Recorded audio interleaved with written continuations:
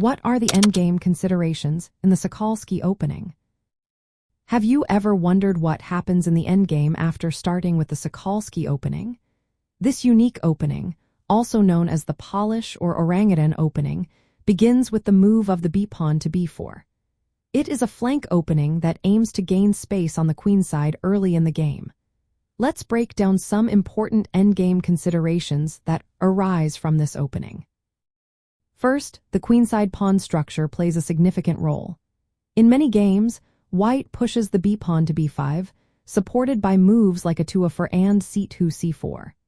This structure can create chances for white to establish a passed pawn on the queenside during the endgame. A well-supported passed pawn can be a game-changer, as it can restrict black's pieces and force them to react. Next, the control of key diagonals and squares is essential. White often fianchettos the bishop to b2, which controls the long diagonal from a1 to h8.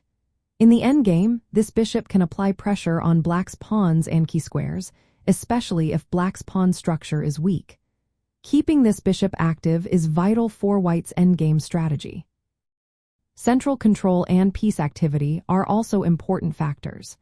While white may give up some central control early on, it is crucial to position knights and bishops to influence central squares. In the endgame, maximizing the activity of these pieces can help compensate for any early central concessions. The Sokolsky Opening is known for its double-edged nature. This complexity often carries into the endgame, where both sides may have chances based on how the middle game unfolded. White should be ready for dynamic play, where tactical opportunities and positional details can determine the outcome. Psychological factors also come into play. Since the Sokolsky Opening is less common, opponents may not be as familiar with the typical endgame plans that arise from it.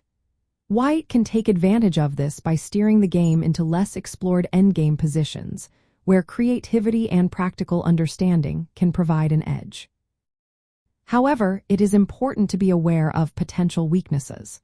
The early pawn advances can create holes or backward pawns on the queenside that black may target in the endgame. Staying alert to these weaknesses and coordinating pieces effectively is necessary to avoid unfavorable endgame situations. In practical terms, players using the Sokolsky Opening should focus on supporting and advancing queenside pawns to create passed pawns.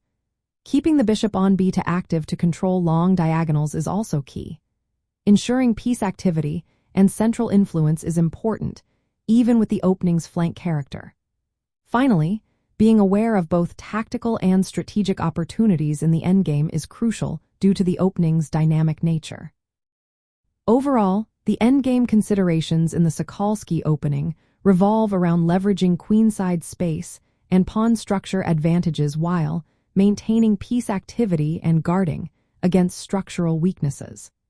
This makes the Sokolsky Opening a flexible choice that requires careful planning from the middle game into the endgame.